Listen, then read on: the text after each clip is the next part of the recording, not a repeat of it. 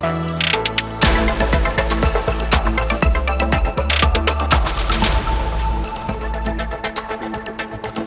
et messieurs, bonjour et bienvenue dans Focus économique. Circulation excessive du cash dans l'économie marocaine, c'est le sujet d'aujourd'hui.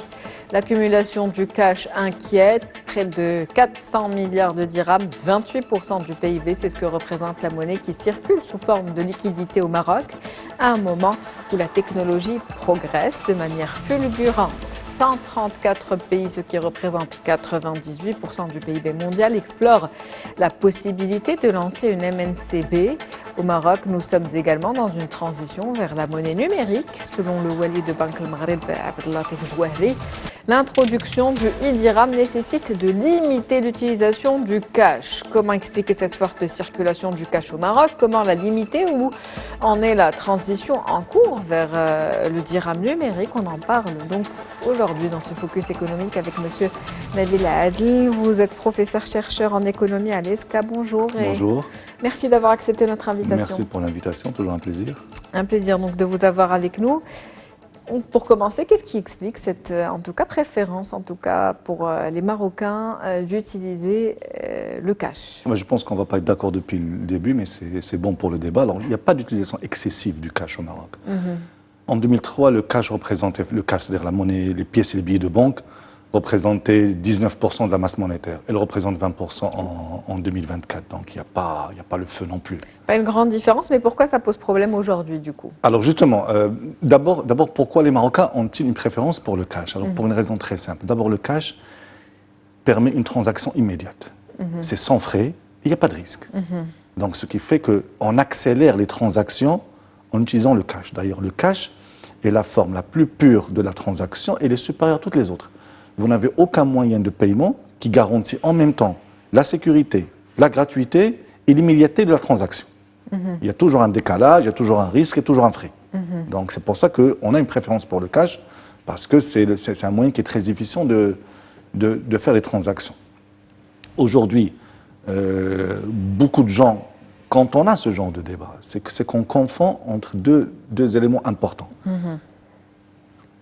La création de richesse et la transmission de cette richesse. La monnaie ne fait que transmettre la richesse. Elle ne crée pas de richesse. En d'autres termes, que votre salaire vous soit versé à la fin du mois en bitcoin, en argent liquide ou par virement bancaire, c'est votre compétence qui a créé ce revenu. Et peu importe comment on va vous le remettre. Et donc, le plus important pour nous au Maroc, c'est comment créer la richesse, pas comment la transmettre. Et il y a un autre élément qui crée la confusion dans l'esprit de beaucoup de gens, c'est qu'on confond la thésaurisation, c'est garder l'argent chez soi à la maison, et la circulation du cash. Si la thésaurisation peut poser un problème économique, parce que ce n'est pas de l'argent qui circule dans l'économie et elle peut être rongée par l'inflation, même si elle demeure un droit légitime des individus, la circulation du cash ne pose aucun problème. Effectivement, la circulation du cash ne pose pas de problème. Ça contribue de toutes les manières à la croissance et donc à l'économie nationale. Mais il y a aussi ce souci de la traçabilité du cash qui circule. Et puis, on a tout un secteur aujourd'hui, l'informel, qui représente 17,3% exactement donc au Maroc, un secteur qu'on pourrait formaliser en traçant davantage peut-être l'argent qui circule en tout cas. Alors encore une fois, cette histoire de traçabilité pose un grand problème. Parce qu'à partir du moment où quelqu'un a obtenu ses revenus légalement, il a payé ses impôts, il lui appartient à lui de choisir le mode de perception. Et pour ceux qui ne payent pas les impôts justement, il y a des moyens légaux d'aller les chercher et d'aller les tracer. Okay, vous avez les contrôles fiscaux, vous avez le droit, quelqu'un qui fait de l'informel, vous avez une panoplie d'instruments juridiques qui vous permet de le tracer, de faire des enquêtes et de le sanctionner le cas échéant. Mais prendre tout en otage une population parce que des individus ne respectent pas la loi, c'est ça le problème. Et encore une fois, quand on limite le cash ou qu'on l'augmente, ça n'a pas d'impact sur l'économie, ça n'a pas d'impact sur la croissance. C'est un exemple très simple. Justement, je vais vous reprendre, je vais vous citer, je vais citer vos propos. La monnaie, quelle qu'en soit la forme, n'est qu'une expression de la valeur et non la valeur elle-même. Le cash, les comptes bancaires ou les monnaies numériques n'ont aucun impact sur la création de richesse en eux-mêmes, ils ne sont qu'un vecteur de transmission de celle-ci. Oui. C'est un peu ce que vous êtes en train d'expliquer. Oui, Est-ce que vous pouvez aller plus loin? C'est-à-dire aujourd'hui, quand le billet de banque, il n'a pas de valeur en soi. Il a de valeur parce qu'il permet d'acheter des choses. Et comment on a obtenu ce billet de banque? C'est par notre travail ou par notre épargne. Maintenant, lui, il ne fait que transmettre cette valeur. Ce n'est pas lui qui a créé la valeur. Maintenant, que je l'ai obtenu en cash, ou que je l'ai obtenu en bitcoin, ou que je l'ai obtenu par virement bancaire, ça ne change rien. Ce n'est pas ça qui a créé la monnaie, qui a créé la valeur. C'est mon travail, c'est ma compétence, mon talent qui ont créé la richesse. Et donc aujourd'hui, au lieu que le débat soit focalisé sur comment augmenter cette création de richesse, on est en train de mettre une énergie folle. Comment réduire la transmission d'une forme de cette richesse, c'est-à-dire le cash. Mais qu'on augmente ou qu'on réduise le cash, ce n'est pas ça qui va augmenter notre niveau de production. Ça n'a rien à voir. Je ne pense pas que ça a un lien particulièrement avec la production, mais je pense que ça a vraiment un lien avec la transparence, un petit peu la traçabilité de l'argent qui circule et pour plus de sécurité, justement. Alors pour la sécurité, non. La sécurité, non. Le cash est beaucoup plus sécurisé que les comptes bancaires ou les bitcoins. Il suffit d'une panne électrique ou d'un virus informatique ou tout simplement d'une erreur humaine pour que votre épargne disparaisse. Alors que l'argent liquide, non, c'est la forme la plus sécurisée. Il peut être perdu au volet, mais dans ce cas, c'est la responsabilité de celui qui l'a. Qui le détient. Qui le détient. C'est pas vous mettez votre argent chez un tiers et puis le problème provient de ce tiers et c'est vous qui assumez les conséquences. Maintenant, comme je vous ai dit en matière de traçabilité, à partir du moment où quelqu'un a gagné son argent honnêtement et qu'il a payé ses impôts dessus. Justement, quand on reçoit ce salaire sous forme de cash et que l'employeur ne nous déclare pas en tant qu'employé, qu'il ne paye pas ses impôts, ça devient un problème pour aussi le contribuable. Moi, je ne parle pas de ce problème. Moi, je parle de... C'est un peu parce qu'on passe à travers le cash quand on est un petit peu dans l'informel. C'est un vecteur, mais demain, les cryptos seront encore moins traçables que le cash. C'est ça le problème. Ce que je veux dire, c'est qu'il ne faut pas qu'on déplace les problèmes.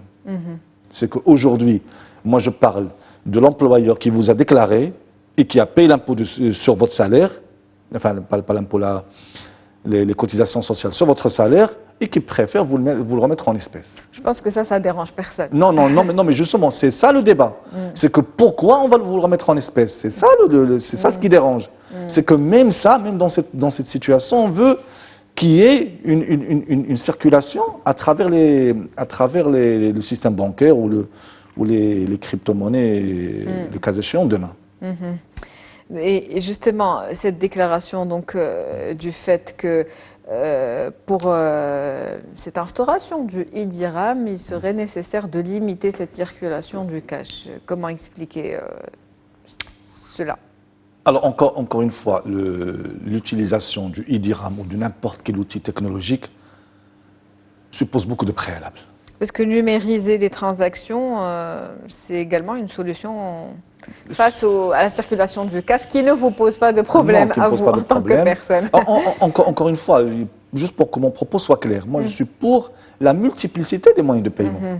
Qu'on laisse le cash, qu'on laisse la monnaie scripturale sur les comptes bancaires, qu'on laisse les e-monnaies, qu'on laisse aux gens le soin de choisir. Mais aujourd'hui, encore une fois, c'est ça les mauvais débats qui nous coûtent cher. C'est qu'aujourd'hui, au lieu d'avoir l'énergie sur comment augmenter la création de richesse, nous sommes en train de créer tout un débat sur comment transmettre celle-ci. Une richesse qu'on n'a pas créée en quantité suffisante.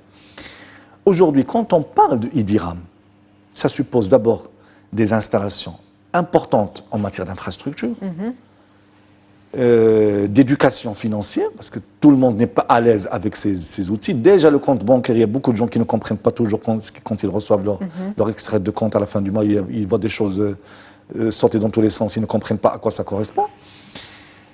Et ça suppose également une grande transparence dans la gestion de l'argent que je vais vous remettre.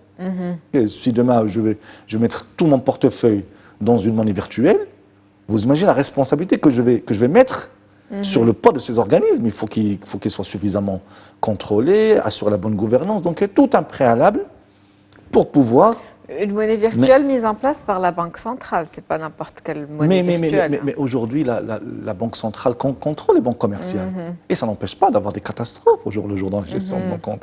Il n'y a qu'à voir les réseaux sociaux pour voir la quantité d'erreurs humaines, la quantité de problèmes que nous rencontrons, l'un ne garantit pas l'autre.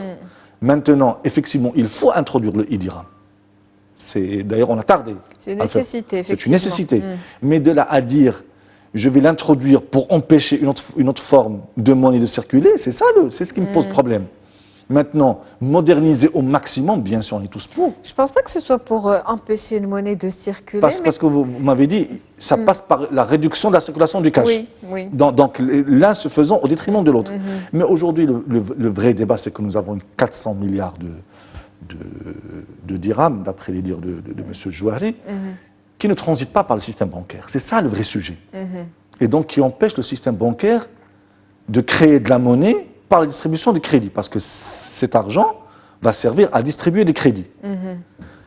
Et donc, ça ne finance pas suffisamment l'économie. Donc ça, c'est un argument que... Donc ça freine, finalement, non, justement, ça peut freiner le développement. Justement, c'est ça le problème. C'est qu'aujourd'hui, quand on voit nos performances en matière de financement de l'économie, nous sommes toujours autour de 3%. C'est avec tout l'argent qu'on fait rentrer dans le système bancaire, quand il finance l'investissement, on est toujours sur un train de croissance très réduit. Ça veut dire que le système financier au Maroc n'achemine pas d'une manière efficiente l'épargne vers les projets créateurs de richesse.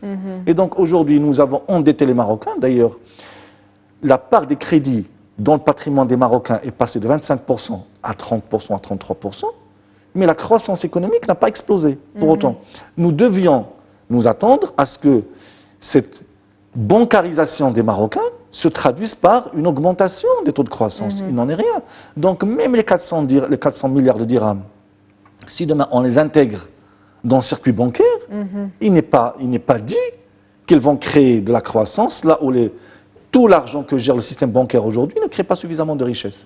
C'est ça le problème. Contribuer peut-être, mais en tout cas, vous appelez plutôt à créer de la valeur. La création de richesse suppose des réformes structurelles que la monnaie ne fait qu'accompagner. Mais ce n'est pas la monnaie qui va créer cette richesse. C'est ça ce que je dis. Aujourd'hui, c'est un débat, oui, qu'on peut avoir pour la luxure intellectuelle, mais il y a encore des débats beaucoup plus importants, le taux de chômage qui augmente, l'insuffisante croissance économique. Bon, nous avons beaucoup de sujets qui doivent focaliser notre attention. Maintenant, une fois qu'on crée cette richesse, qu'on l'aperçoive en bitcoin ou en compte bancaire ou en cash, ça devient un sujet secondaire.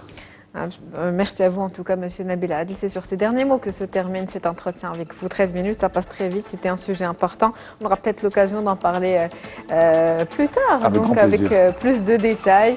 Merci à vous donc pour toutes ces précisions. Je rappelle que vous êtes professeur-chercheur en économie à l'ESCA. C'est la fin de Focus économique pour aujourd'hui. Merci pour votre fidélité. Restez avec nous. On se retrouve demain avec un nouvel invité. Très bonne journée.